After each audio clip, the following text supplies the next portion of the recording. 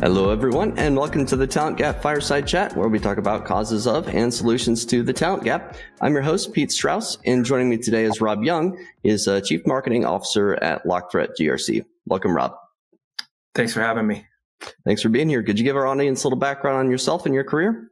Sure. Yeah, I'd love to. I started in marketing several years back. I had been an industry analyst for quite a while at IDC. So I had been covering the market of like basically IT operations management, and there was some overlap with cybersecurity in there as well. And I won't bore you with too much before that, but I was in the Air Force for a while as well. I did about 10 years active duty and reserves combined, about 7 on active, 3 in the reserves. Then got out, worked in some IT leadership roles around the greater Boston area for a while. And then that's when I hopped in to become an analyst at IDC after a few years doing that. And, you know, the role of an IDC analyst, you meet a lot of vendors, right? You get to work with their marketing teams, their product management teams, and really kind of get embedded into their strategy and go to market. And I really enjoyed doing that. And it's not uncommon because you get so immersed to kind of get poached by one of your clients. And that's what ended up happening. And it was an early stage company that I went into very early. It was just barely closed a Series A. And I went in there as product marketing, actually, is where I kind of cut my teeth in marketing and in startup, and really enjoyed it. It was a lot of fun, you know, setting up everything. Even though I had the product marketing title, I was sort of a one-man band, especially at the beginning. So I was really doing it all: demand gen, digital marketing, product marketing, sort of had the whole mix. It was a great learning experience. Then I went into IBM for a little while, and that's really what kind of put me squarely into cyber marketing. I was on the Guardium database security product line, doing technical product marketing.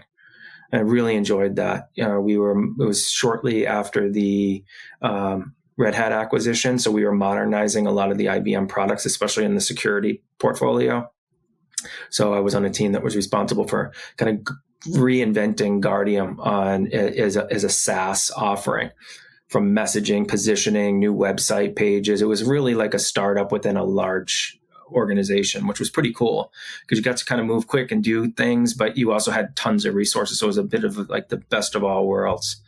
And then from there, I went on to several different cybersecurity startups ranging in size. Most of them were A round, seed, and 1 or 2 that were, B round companies, and got acquired. Was it ThreatStack shortly before they got acquired, leading to their acquisition by F5. So yeah, it's been a wild ride. It's a lot of startup, a lot of early stage coming in where I might start out with one or 2 other marketers and then grow the team. At Achilles, I grew the team to probably 10 plus.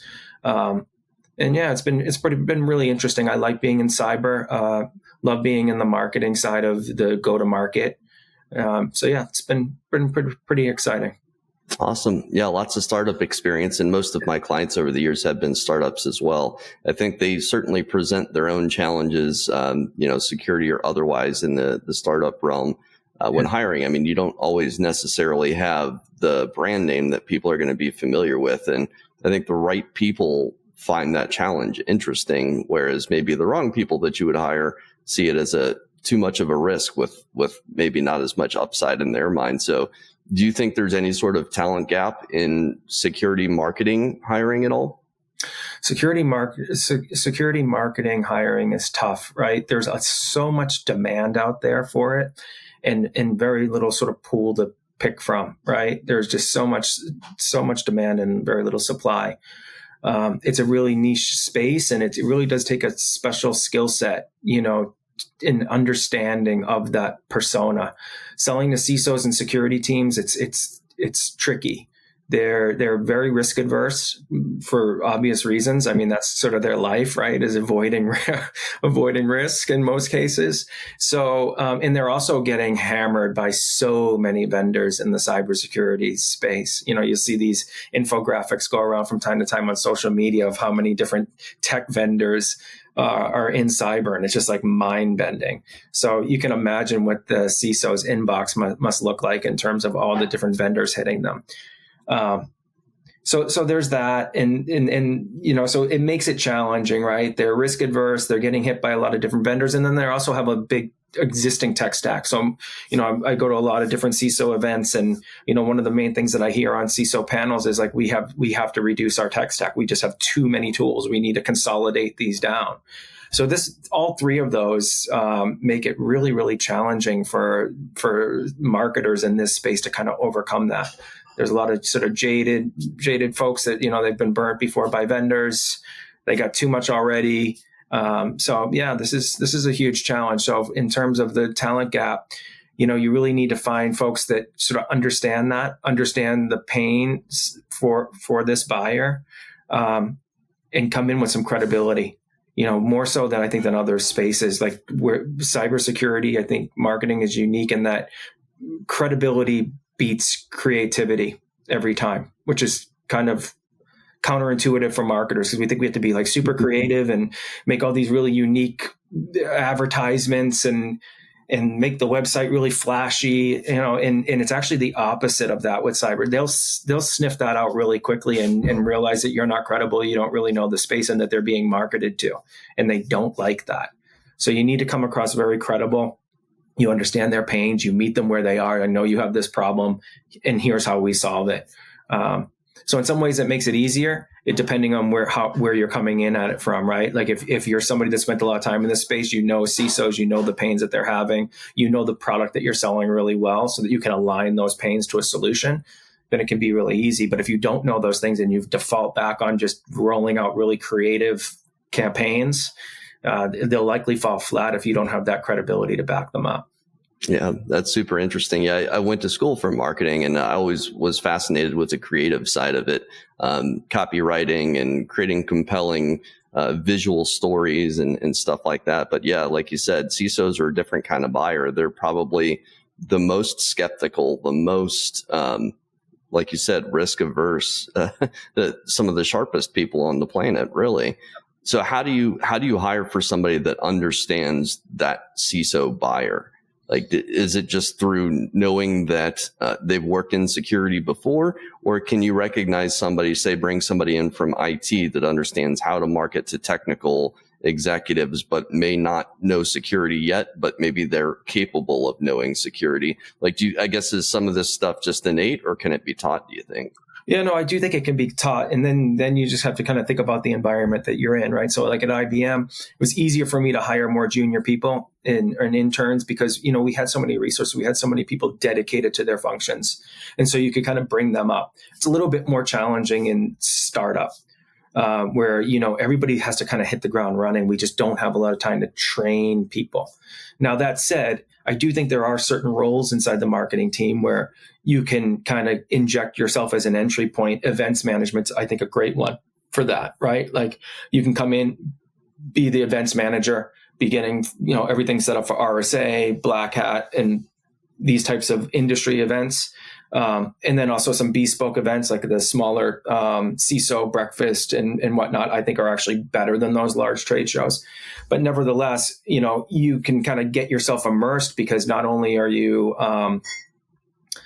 getting exposure to the other elements of marketing because you have to work cross-functionally across the marketing Uber function to make those events happen. You need emails going out, you need digital campaigns. So you're working cross-functionally within marketing, but you're also working cross-functionally with the sales team to make sure that they're aligned, who's going to be going there, how will leads be processed after the event, what will follow-ups look like.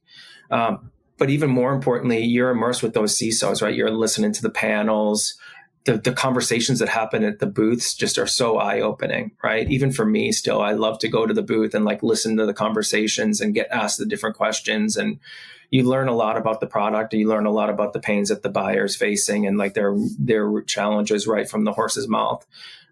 So I think could be a good entry point for somebody to come in and kind of learn from all of that, right? All of the sort of the inner workings of the go-to-market team broadly inside the company. And then also learn about those personas firsthand by having those conversations in real time at the booth and learning about the challenges of the buyer. And then you can then go back and start doing like, maybe some product marketing, content marketing, and taking those learnings and kind of educating the market on your point of view on those challenges and how your company is unique in solving them. Yeah, so it seemed to me that you need to have a fundamental understanding of your buyer before you can market to them. And once you have that fundamental understanding, then you can start to get a little bit more creative once you've established a certain baseline. I think one of the things too, maybe as a marketer that you're looking for is somebody that's capable of learning quickly so that they can demonstrate expertise quickly, because that's one of those things that builds trust.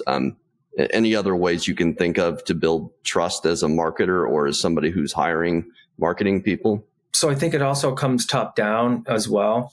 Like, as I mentioned earlier, the CISOs are a unique bunch to sell to, right? And you have to sort of understand the do's and don'ts. And I think if you have a good leader in the marketing team, they can help you learn that, right? So, for example, it can be really compelling to go hard on events, right? Or go hard on email marketing. And there's cons with both of those, right? Like for one thing, events can be a budget suck, right? And if you're small, you're going to kind of be cornered off somewhere where nobody really comes and sees you, or if they come and see you, they just want to grab some swag and kind of run off and go away. So there's ways that you can go optimize for those environments, but you also have to understand the challenges with them. Likewise, some will go hard on email marketing. And I think it's just understanding and having somebody kind of educate you coming into cybersecurity marketing early is that you really have to respect the CISO's inbox. As I mentioned earlier, they're getting slammed, and this is not a good look for a company, especially a new company coming out of the gate, to start spamming people's inboxes, right? You have to kind of earn your way into the CISO's inbox. You have to have something that is valuable, right? So I'm making sure whatever my team is putting out there, if we're doing an email marketing campaign, is high value, that they get something in return. It's not just about, we do this, we do that. Here's how, right? Here's why our product is the best one in the market. It's more about educating them on something that they're interested in. How are companies handling AI governance, for example, is a hot topic right now, that CISOs are struggling with that, right? How do they make sure that they are compliant with certain frameworks like NIST or CMMC, right? So we try to go in with something that is high value and earn the opportunity to continue to get into their inbox. So I think that if you get the right leader who's been in it for a while, then you can bring more junior people in, as long as, that person's going to be able to kind of walk them through the best practices for this unique audience. Because if they come in from a different space, you really just can't kind of place them there and kind of set it and forget it. You really have to kind of educate them on the do's and don'ts, because a lot of the things that I just mentioned are perfectly okay in other markets, but will fall flat in cyber. Yeah. Oh, absolutely. And you'll see on LinkedIn too, people complaining, CISOs complaining about certain sales outreach or marketing campaigns, or in some cases outright bribes.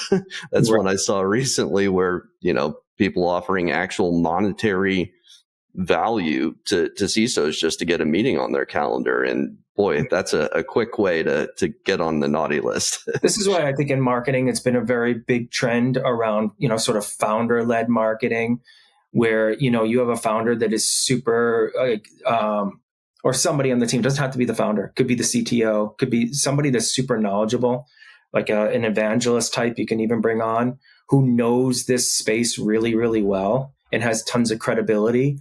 And then you can kind of have them go out into market and help you create content, do a podcast, create newsletters that are super interesting, and start building a community. I think that if you don't have that, then you have to lean more on the paid side of things, right? You have to find folks who've already built that community and have earned that trust, and then figure out ways that you can ingest yourself into their audience. So sort of like a paid audience versus an owned audience. I like to try to do a little bit of both, because I appreciate that this market is huge. There are a lot of CISOs out there. So no matter how much effort we put into creating our own audiences and our own community, there's always going to be a larger superset out there of folks that we're not able to reach. So I try to lean on those partners that I can, work with to get in front of that audience with something that's super, timely for them. Again, offering them something of value in both channels, whether that's paid or owned. Because again, if you don't have the credibility in this space, it's going to be really, really hard. So we've done things like, get our CTO on camera, filming podcasts, little short videos, things like this for social, the little nuggets of information that the CISO is like, oh, I love this. And then they might not be in market buying now, right? I think there's a famous stat out there that says only about 5% of your market is any of market. The buyer, 5% are actually in market looking to buy. 95% are not in market. So it's about balancing that, right? Like, sure, you want to go try your hardest to find that 5% that it's in market, but more importantly, you also want to make sure that you're front of mind for those who aren't in market now, but will be later. So if you become a trusted source to get information, you become a go-to place to maybe collaborate with your peers through a community built by a vendor. This can be really a compelling way to stay top of mind when they then later decide like, oh, I am interested in, a product to solve this need. Then you come up top of their list. Yeah. And I see that as a recruiter too, just awareness and credibility. Once you've built awareness and credibility and you're top of mind, that's 90% of the battle. And knowing that it's a long game, especially in security, selling to CISOs, if you come in any sort of transactional approach, which is just kind of the way I'm wired, I'm very direct. Right. So I've had to teach myself, no, it's actually more about long-term relationships. You can't have commission breath. You really need to be providing value constantly. People need to be able to trust you and have known you for a while. There's no shortcut to that credibility. No, there really isn't. I mean, and then hopefully, if you're in an organization that's at least been around some amount of time where they've got some customers and you can leverage those customers, this is huge, right? Then it's, not just, you as the company sort of pounding your own fist against your chest, but you actually have some customers who are willing to go on record and provide customer testimonials and this type of thing. It works really, really well in peer review sites as well, like G2, for example, or Gartner peer review. These are other channels that I make sure that we have a checkbox on because it's super important. Buyers in our space, they are doing a lot of their shopping and reviewing vendors well before they ever come to our websites, right? They're going and self-educating. They're in Slack channels, they're in CISO groups, and they're communicating with each other in what they refer to as the dark funnel, right? Where we can't see or hear what's going on. So that's one challenge. So word of mouth is super important. So we try to make sure that we're advertising in places like Reddit. We're making sure that we're in those peer review sites. This way we kind of show up where folks are as much as possible while they're out getting educated. Yeah. Oh, for sure. Well, and it seems like every week I'm running across some other community I wasn't aware of previously. Subreddits, Slack channels, Discord channels. There's a niche for literally everything. And that's where people talk, I guess, candidly about their experiences with certain things, like specific to GRC platforms. I've heard that recently companies are posing as customers on Reddit, talking up their GRC platforms, which I found interesting. Yeah. I've heard that tactic as well. Yeah. But I mean, I feel like some savvy buyers can kind of see through that stuff. Yeah. And if word gets around that a certain company is doing that and people figure out who it is, you've ruined your credibility, which has taken so hard to build or so long to build. Absolutely. That's so true. So this is the thing, you got to do it the right way. I think you said it right where, it's earned over time. But on startups, we also have to move fast, so I make sure that we're showing up wherever we can. Now the LLMs, I think, is super interesting, right? Like we're having a lot of conversations internally about how do we start showing up now in the LLMs, because a lot less people are searching on Google and whatnot for going out and doing their own research on companies. They're going to ChatGPT. So that's one area we're looking at, making sure that we're doing more in PR. I think there was like a heyday of PR for a long time in marketing was like this really big deal. Everybody was PR. And then it kind of went through this sort of, this slump, and it's having a resurgence now. And because, a lot of these LLMs are actually, the way that you get in there is that they have to see you as, having a very high domain authority. And part of that is, is your company's name showing up in very reputable sort of publications? A lot of that's news that the LLMs are looking for. So, they're going out and looking to see if you're in TechCrunch, Dark Reading, all those sort of technical publications that are very, prevalent in our space, and we need to make sure that we're in those. So I'm definitely doubling down a little bit on that, just to kind of get an early start on making sure that we're going to be where folks are moving their search to. And PR is just part of it. You also have to be putting together your own content, really rich, deep content explaining the space that you're in. So we're kind of doubling down on that, like making sure that we're improving our content and that we're optimizing for the LLMs. Yeah, for sure. Well, there's so many new considerations that wouldn't have been around 5-10 years ago.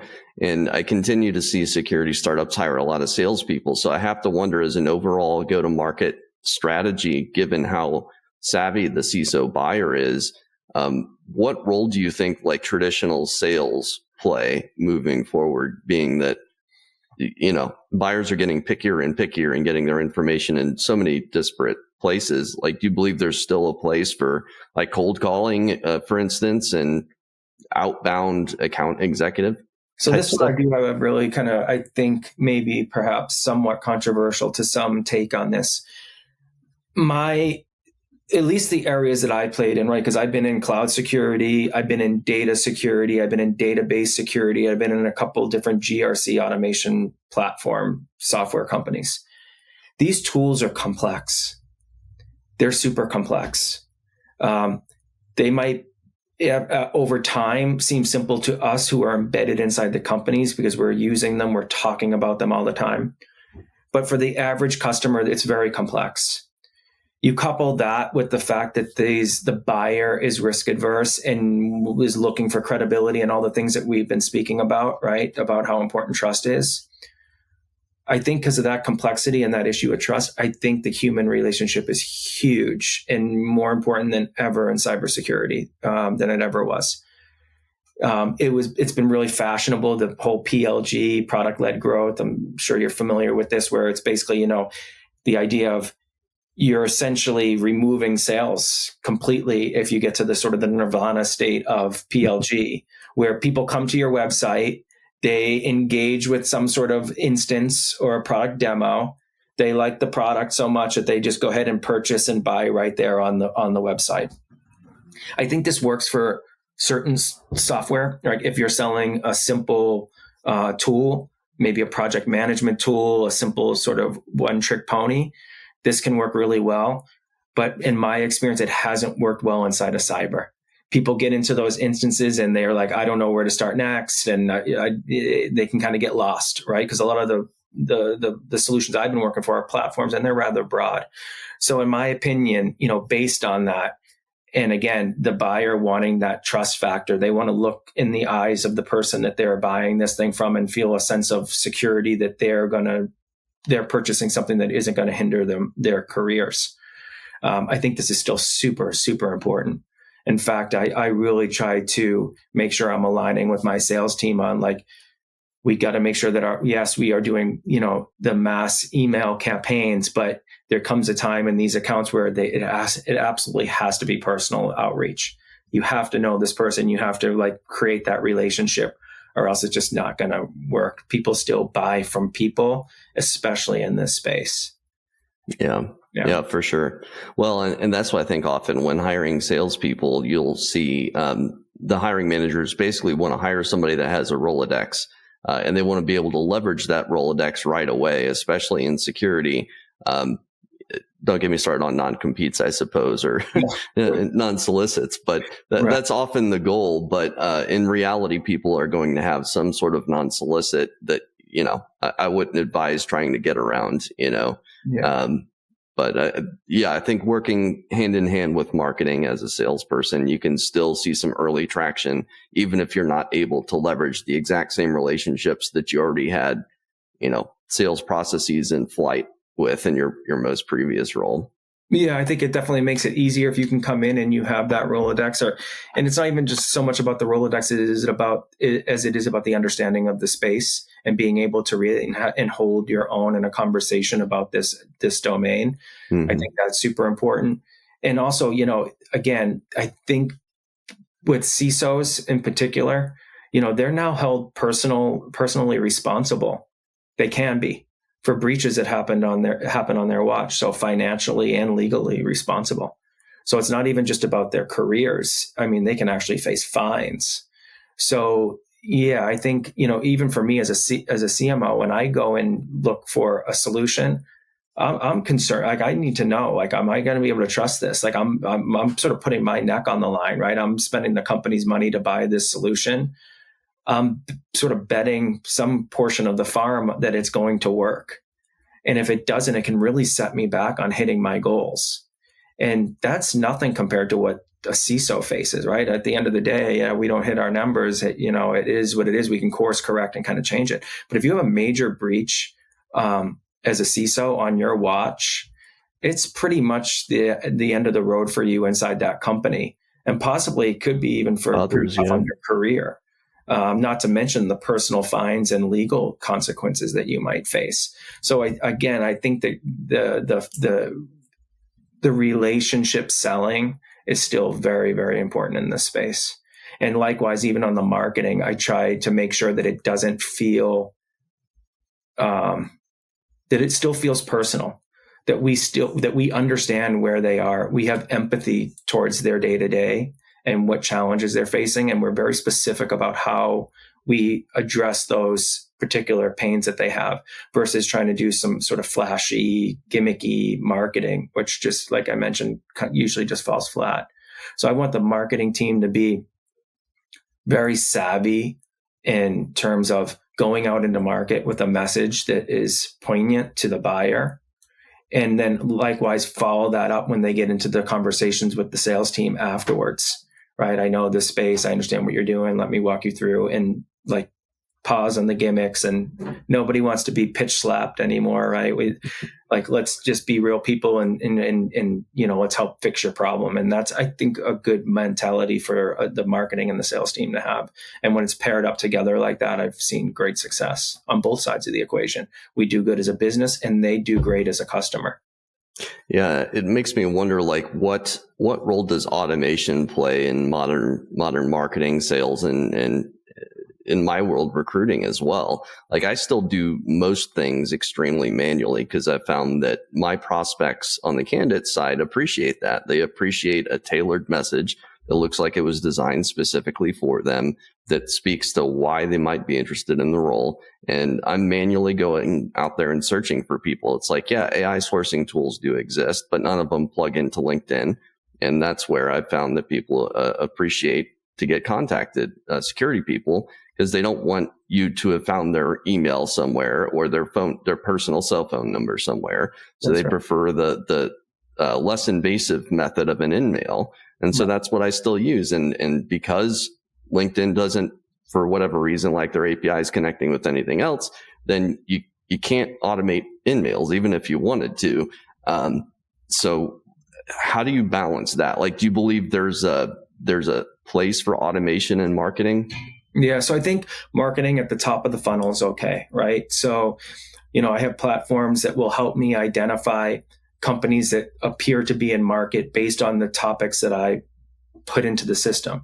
So I can say, hey, I'm looking for people that are out searching for GRC solutions, risk management, enterprise risk, maybe TPRM, right? I can list a whole ton of topics that I want the system to go and tell me which accounts are out in market, looking like they're searching for these types of things and maybe have some intent to buy.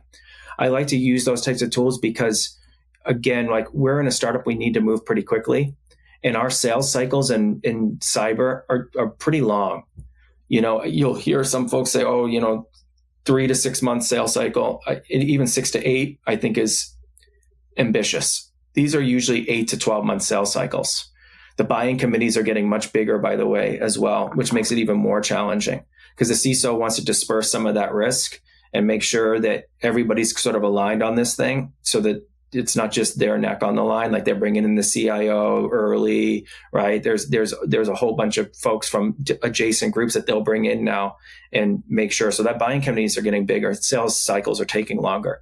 So if I also, on the marketing side, am going out and doing a lot of education to a cold audience that isn't aware of the space, then this can really add on. Now we're taking, 3 to 6 months to go out and educate a cold audience on what is GRC. And then they get into a sales cycle and we got another 8 to 12 months. I'm not closing my first deal from marketing inbound for the first year or two that I'm in the company. And that's not going to work. Nobody's going to be okay with that. Okay. I need to start bringing in inbound that closes probably within, 6 to 8 months. So how do I fast track that? I use some solutions that allow me to kind of get those types of insights that I spoke about. Who's in market? Which companies are in market looking like they're shopping? They're on our competitors' pages. They're coming on our pricing page. And then I will do some automated sort of advertisements to them, right? Just sort of, top of the funnel stuff. Just, are you aware? It's kind of awareness and problem, like in aligning on the problem. Making sure that they're category aware. Do you even know what GRC is? Because we don't want to have conversations with folks that don't know what GRC is. Like I said, this is going to make a 2-year long sales cycle. So I'll use some automation, make sure that they engage with those ads. They come to our website. They come spend time with us. They'll download an ebook. They'll say they want to talk to it. They'll convert on maybe scheduling a demo to talk to us. So I do use it for that top of the funnel. But then once they convert and we get them into our world, we've aligned on the problem. They're category aware. We know their ICP, right? They're our ideal customer profile. We know all that through automation. Now, when we go have that conversation, this is where it needs to be personalized from the marketing and the sales perspective. Our follow-ups move off of sort of the automated stuff and become more personalized. And certainly on the sales side, like we're setting up discovery calls and we're maybe doing in-person workshops. And it's super personalized, and we're building those relationships and trust in the old-fashioned way, not automated. Yeah, well, yeah. And I'm pretty much the same way. I automate what I can on the front end, and I don't waste time on manual processes where something can be automated, but at the same time also recognize the need for that human connection. And the more crowded a market gets, whether that be job seekers or the GRC tool market, for instance, becoming increasingly crowded. The more crowded a given market is, the more important those relationships become. And ultimately, I think that's where you're actually selling somebody on, the job or the company, or selling the hiring manager on the candidate, or, the CISO on the platform, is through those human connections. There's only so much trust you can engender through automated outreach. I feel like you can build some credibility, I think, over time. Yeah, I couldn't agree more. The best sellers I've worked with, and I've worked with some really, really great sellers who came in super early in a new space where we were building a category that we were doing category creation, right? The category didn't even exist. It wasn't recognized by Gartner yet, none of that. Super hard. And so the category was unknown. And then we're an unknown company within that category. So it was like a double whammy. And I worked with a sales guy and he was killing it. I mean, just killing it, just going out and closing great logos. And it was through, he was carrying a bag. He was doing the push-ups, right? He was like doing the work on planes, going to do the dinners. But repeat business. I've been friends with this guy now for a number of years. He's been in the cybersecurity sales for a long, long time. And he has repeat customers everywhere he goes, every company he goes to. He's got repeat customers because they trust him. They trust that he's in a company that's not going to put their job, they're sell them something that's going to put their careers in risk. They know he's not going to do that. And he's not going to do that. He wouldn't sell something if he didn't believe that it was something that could help somebody. He's not going to ruin his stellar career that way. And it even goes to the point of like, he's not too far from me. I'm in Massachusetts and he's just the next state over in Rhode Island. And, I go to birthday parties for his kids and all that. And there will be a handful of CISOs there that are longtime customers, or we'll all go hang out together around the Boston area when we're in town. And it's that type of a relationship. And not every single one of his customers are like that, but most. They go to games together when they'll go see a Sox game or whatever. And that's how I've seen salespeople really do well. I think another part of this whole thing is, like marketing, sales is a science. And I think people underestimate that. And I'm not a seller, so I'll be the first one to admit that I don't know. I don't know the science of it. It's an art and a science. And I think some companies think, oh, we'll figure it out. Just throw anybody in there or send some automated emails out. And they think sales are just kind of order takers. Like marketing will get something that's like almost fully baked, and then the sales team will just close it and send the proposal out. It really doesn't work that way. Sales is a discipline. And there's a lot of frameworks out there, and there's people that have spent their careers, many, many decades of learning this really, really, really well, and they execute phenomenally. And if you can get one of those inside of your company, it can really be a huge game changer from going from 0 to 1 pretty quickly. Yeah. Well, and I see a lot of companies mess it up where they'll get somebody like that unicorn that just gets it and that has those relationships, and they're capable of building rapport quickly and being a trusted advisor and all of these intangibles. And then they'll nickel and dime them over, $10,000 worth of salary when that represents, 1% or whatever of their overall compensation should they blow their targets out of the water. Right.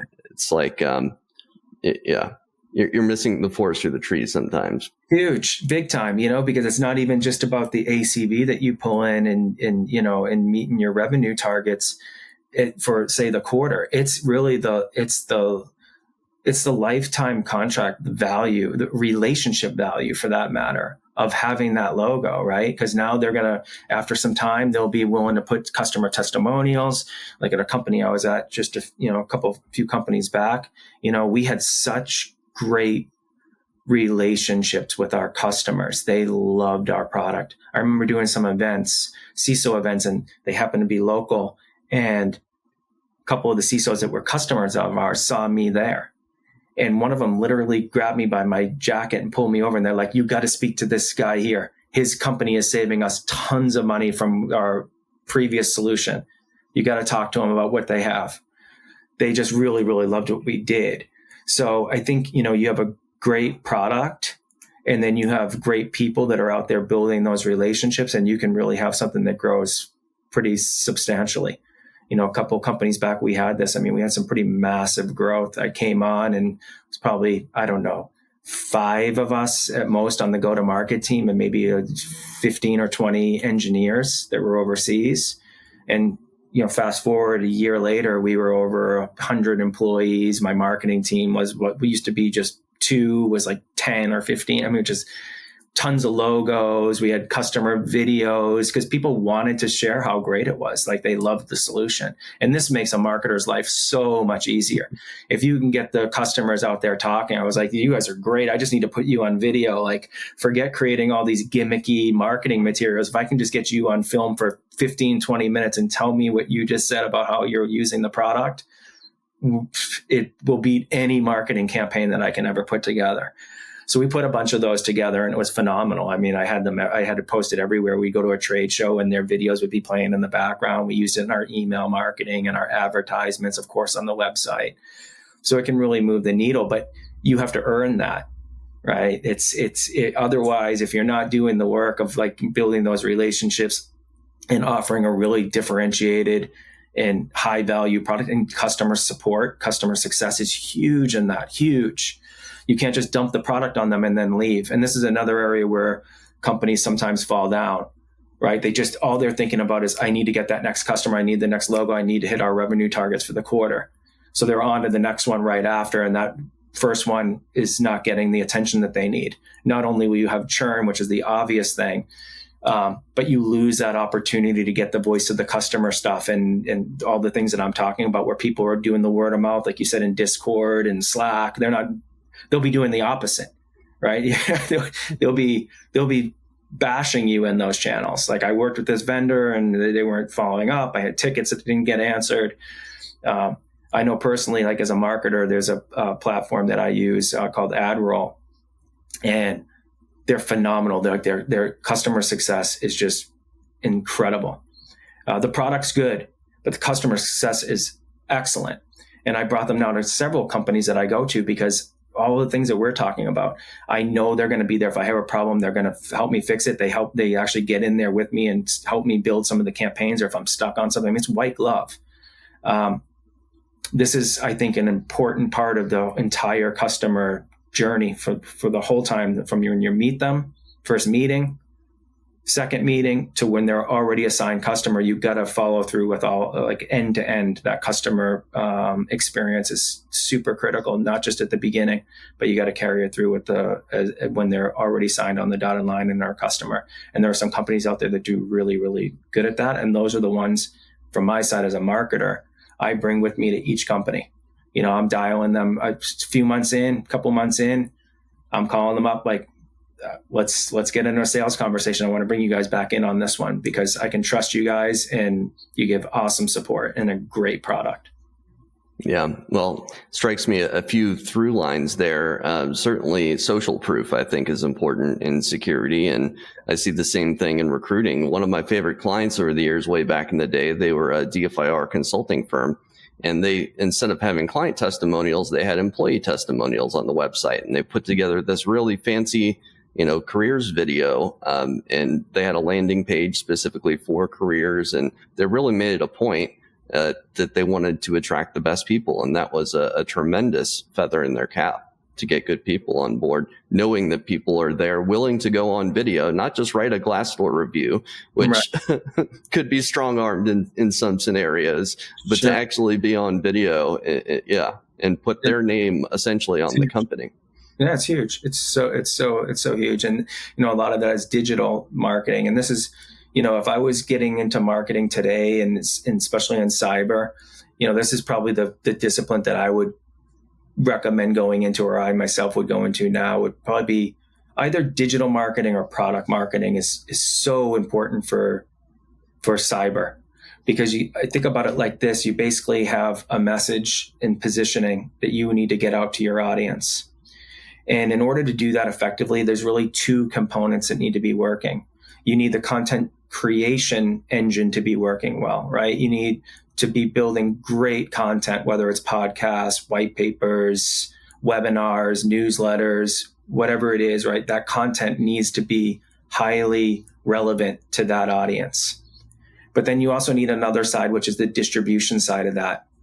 You need to make sure that great content is actually getting in front of your ICP and getting in front of them in a way that is cost effective, and making sure that they're in market, because distribution can, if done wrong, can really drain the marketing budget and the company's budget pretty quickly, right? Because every impression that you put out there, every time that ad gets seen or clicked on, it costs money.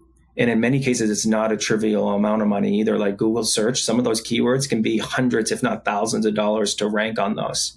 So you're spending that every time somebody's doing an impression or a click. So if you're getting the wrong ones and they're not, you're going to pay a lot of money for that bad traffic to your site. So you really need both. You need somebody that knows how to create that really relevant content, but then you need somebody on the distribution side who really knows how to go and optimize that it gets in front of the right people who are likely in market and in your ICP.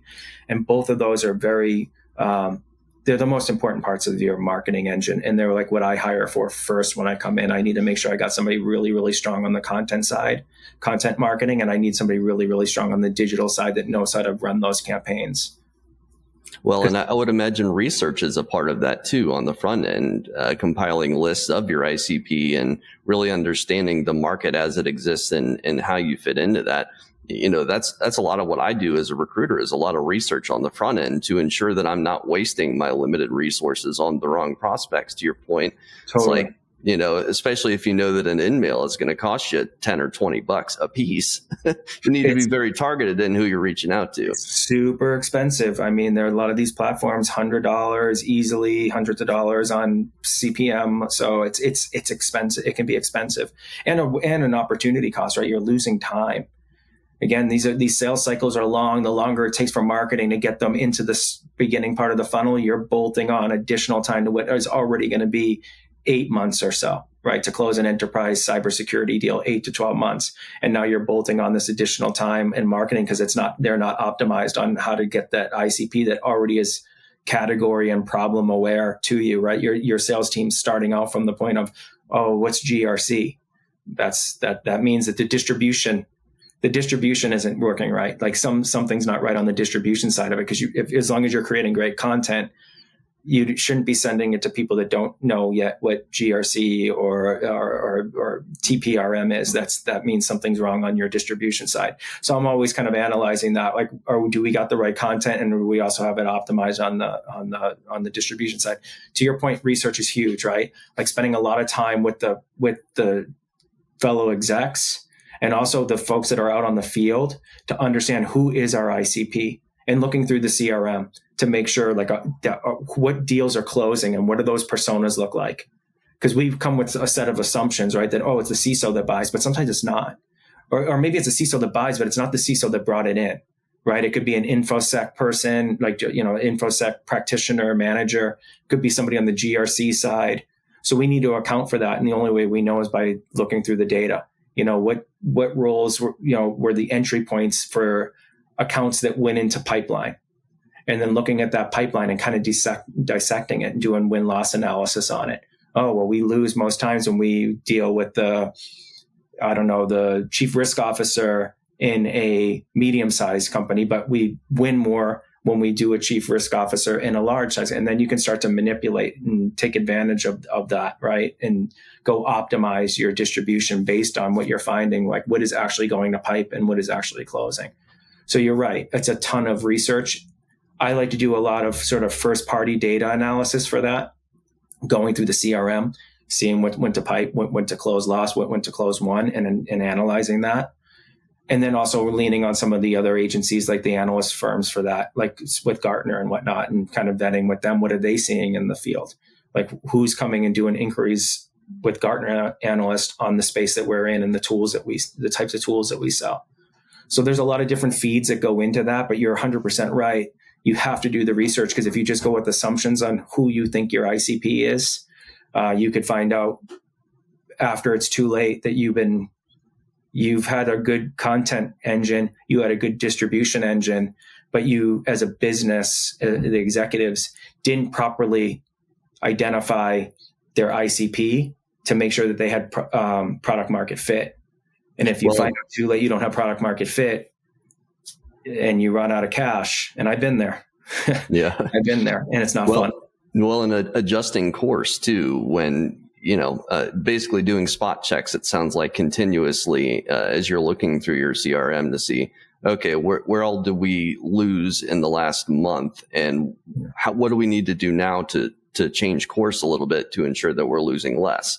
Because if you get too far down the road, and I hear often from salespeople, one of the first questions they'll ask me is, I'm at a company, they really have no marketing function, so I'm going out there cold. Like, what does the marketing function look like at the company you're representing? That's one of the first things they'll ask me, because they want to know that there's a support system and there's a strategy there in place, and that, they're working together with their marketing team to attack it together. Because it seems like it needs to be, the entire go-to-market function needs to be cohesive. You can't have people just kind of working on their own and trying to figure things out as they go along, sharing information.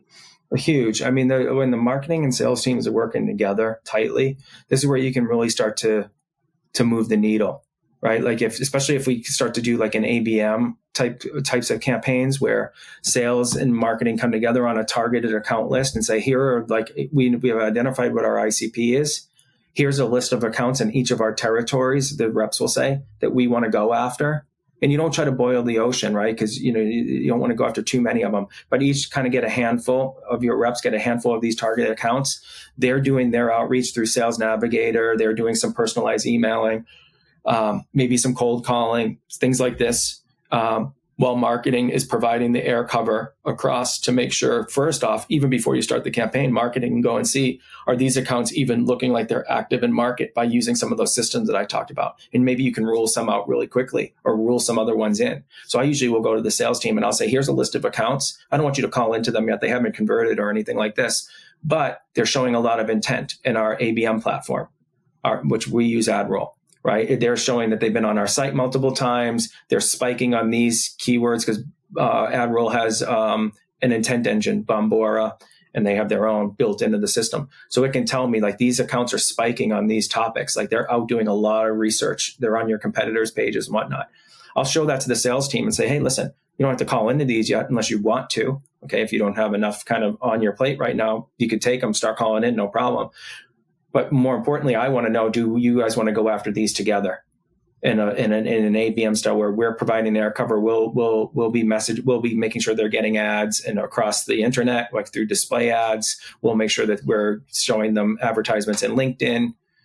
You guys will make sure you're calling in, and we kind of we'll build a cadence. We'll build a whole sequence of when does marketing reach out, when does sales reach out, and we'll kind of work through that cadence together. This can really move the needle, and it's usually hyper personalized. So a lot of the advertisement that we're making on the marketing side will actually be branded and call out those companies by name. So say, hey, Adidas, stop worrying about, compliance and start worrying about your next, brand of sneakers, something like this. So it's hyper personalized. They come to the website. It's a landing page that's built all around their company and the problems that we know they have and the goals that they have as a company and how we can help them accomplish it. And it'll even have like the rep's photo that's assigned to that account saying, hello, I'm Chris. Love to talk to you about how to get, to the next generation of GRC. This really helps. It's super personalized, and it's marketing and sales working together on accounts instead of us over here focused on a whole set of accounts doing our own thing, and sales over here on another set of accounts totally different doing their own thing. It doesn't make any sense. We should combine our efforts because we'll have much greater success and a better opportunity of getting them to convert if we're working together, because we need X amount of touches right before. And there's all types of different statistics out there that will tell you how many touches you need to take a cold lead from being unaware to a book demo, 20, 30 touches, right? So if we can combine that with sales and marketing touches, not only do we expedite that process, but we can also save a lot of money because those touches on the marketing side cost, they have cost, a lot of hard cost associated with them, where, sales nav and some of these other like cold calling in, personalized emails, these are typically less cost or no cost than what we do on the marketing side. So that's what I like to do is kind of pair up with the sales team and say, let's go after this set of accounts and let's go at it together. That's very cool. And I can't believe what you can do nowadays with technology. I didn't realize that you could actually create a landing page specifically for an account like that. Yeah. And have it be so specific. And people like it, right? Because it stands out in their feed. Again, the CISO is getting slammed with so many emails, so many advertisements, right? There's so much stuff being thrown at all of us. It's not just the CISO, even me, right? As a CM, I'm getting hit all the time with stuff, but if I'm scrolling through my feed and I see something that's all branded with LockThreat and all this and hey, LockThreat, you could be doing your marketing campaign so much better. Here's how. I'm more likely to stop my scroll if I see something like that. And then if I click on the landing page and I go to it and it's got like LockThreat all branded on there and it's listing out some of the problems that I actually have as a marketer, especially now that we're getting towards the end of the year. Are you thinking about these things for next year as a head of marketing? That's going to get my attention more than just some generic, even if it's flashy kind of gimmicky campaign. It's very resonant to me because they're speaking my language. They know my company and they know the problems that I'm facing and how I can improve, my role in my career for that matter. So that's what we kind of try to do where I am now, and it works. Very cool. Yeah. I mean, I would imagine that's extremely arresting, as they used to say in marketing school when I was in it. An ad has to be arresting. Yeah. But yeah, if you see in the quote unquote voice of the customer, a bunch of bullet points about exactly what you're facing as problems day to day, that clearly means they understand you and you're more likely to click on whatever that is versus generic outreach. Like you said, there's so much spam nowadays. And I have to keep that in mind as a recruiter too. Like they're getting 25 messages a week from recruiters. I have to be the one that stands out. And the best way to do that is really understand what their pain points might be and address them very quickly. Well, yeah. And you got to be careful with the inbox stuff for the reasons we just spoke about, and also because of what it can do to your domain. So if you start getting flagged like often as spam, eventually, Google is going to punish you for that, right? And you're going to be showing up no longer in anybody's inbox. You're going to go straight to sort of spam or other promotions, things like this. And it will take a while to build back your domain credibility. There's some tools out there that will help you do it, but it's not a position that you want to find yourself in. And I've seen it many times. I've gone into organizations where they had been essentially downloading massive lists off of like an Apollo or Zoom info and essentially spamming and getting, spam blocked. I've been reported as junk and spam. And it got to the point to where when they would even try to email out an existing customer about a new feature or something that they needed, a proposal or something like this, they wouldn't be getting a response. They'd call the person up. Oh, you're in my promotions or you're in my spam. No wonder, because they had destroyed their domain. So it sounds tactical and it sounds super in the weeds. So, but I do try to educate the executive teams that I'm usually sit on, because they're also usually not aware of it. They have their own, component of the go-to-market engine that they care about and understand deeply. So it's up to me to know this stuff. And it's like, yeah, this sounds kind of tactical, but I'm telling you, if we start trashing our domain and people keep marking us as spam, we won't even show up in our customers' inboxes anymore. And that's not good. And let alone trying to go out and prospect. And it takes a long, long time to build it. It's like anything else, right? It takes forever to get the credibility back, but really quickly you can destroy it. So yeah, there's a lot of good reason for not doing that. This is why I lean more on the advertisement side than I do the email marketing. Advertisement's much less risky that way, because there's also laws that prevent you from taking huge lists, by the way, and dumping them into a CRM and then automating email. You can't do that. Okay. You break GDPR, all types of other regulations around that. Usually the CRM will even say, like, when you upload some massive list like that, did you get, permission? Did they opt in? So there's multiple reasons why that's not a good practice. So, what I try to do as a marketer then is, well, how do I get in front of these people? And so, it's the automation at the front where you can go advertise for them, because that's perfectly fine. You can advertise as much as you want to companies because they're opting in by being in those platforms. They've already opted in to receive advertisement when they signed up for an account with LinkedIn. So you don't have to worry about that. And then when they convert and then actually opt in, then we'll do some automated email, but again, it has to be high value stuff so that we're not, we've earned the right to get into their inbox. I don't want to, take that for granted and then destroy that, right? Because we did all the work of upfront and spent all the money and resources to get them to engage at the top of the funnel. Now we've got them in our system. How do we maintain that trust and also try to get them to progress into a deal stage with us? And that's what we work on as a team, making sure that we're putting out great content that's valuable and we're not seen as spam, so that we can continue getting into the inbox when it makes sense. Yeah, man, it seems like there's just so much intentionality behind what you do. And you've obviously thought about this stuff deeply. So yeah. It's been a pleasure having you on. Just one last question for you, Rob. Is there anything we're not talking about in the industry, but we should be, especially as it relates to hiring? I think a lot of advice in hiring that I know, probably a lot of other folks already know, but I'll tell you one piece that I'll say anyway, even though it might be obvious to most. Having a high sense of ambition and desire to get the role is so important than, even more important than necessarily your skills, right? Because I can teach a lot of this. Right. I've been doing a lot of these different functions inside of marketing myself. I've done them. So if I find somebody that at least has the drive, they're agile, they want to move fast, and they're passionate and excited about it, this I can't teach. And I'll give an example. I had somebody who applied for a digital marketing role several years back, and we interviewed him, and my CEO and I, and we decided to pass. Mostly the CEO was like, I don't know. So we decided to pass. Week or so later, we get an email from this person, acknowledging, hey, okay, sorry that it didn't work out, because we sent an email or whatnot. But I did want to tell you about some things that I found on your site, and they listed it all. This person listed it all out.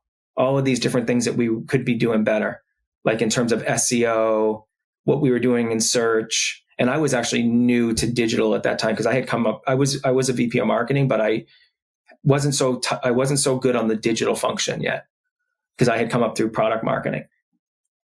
And a lot of the stuff in there, I'm like, wow, this is super interesting. Like, I don't know a lot of this. And he made the offer. If you want to get on a short call with me and go over some of this, I'm happy to do it. So of course I did, because I was like, this is great information that I need to know how to fix this. And we got on the call and he's walking me through, okay, this, that, and the other thing. And I got back on my CEO and I'm like, we got to hire this guy. Fast forward, I'm probably coming up 5 years now. He's been with me at multiple companies. I brought him along. We've worked on side projects together. He's like my go-to person all the time for things that, digital marketing related. So I'd say, keep the follow-up, show your value. And even when you might think you're out, like in this case, he very easily could have taken that rejection letter and just hung it up and said, thank you, see you later. But he went the next step and sent us some valuable information, got me on another phone call with them, and then we ended up hiring him. Kind of like sales, right? You got to keep going at it, right? You can't take that first no and then hang up your coat. You got to kind of keep pushing sometimes, and you find out you can get the door open. Man, that's a great story, and glad it worked out. You guys have been able to work together ever since. Yeah. Certain people are wired certain ways. That's why I've always found psychology very interesting and how it relates to hiring and marketing and all of these things. Not everybody is wired that way. Like, that person didn't teach themselves to be that way. They were just, I think, probably mostly born that way, and some nature, some nurture. But yeah, that's a great story. Great episode overall, Rob. So if people want to reach out to you, what's the best way to do so? Yeah. So robert.young@lockthreat.com. That's probably the best way, but you can also find me on LinkedIn. Awesome. It's probably a better way to connect, because then we can kind of share resources and whatnot easily. So, right. But either one works. Awesome. And we'll put your LinkedIn in the description notes as well. Perfect. Thanks for your time, Rob. Thanks, everybody. Hello, everyone, and thanks for tuning in to this episode of the Talent Gap Fireside Chat. Don't forget to follow our page on LinkedIn and like and subscribe on Spotify and YouTube. Hit that notification bell to be notified when we drop a new episode. New episodes air every Friday at 4 p.m. Eastern.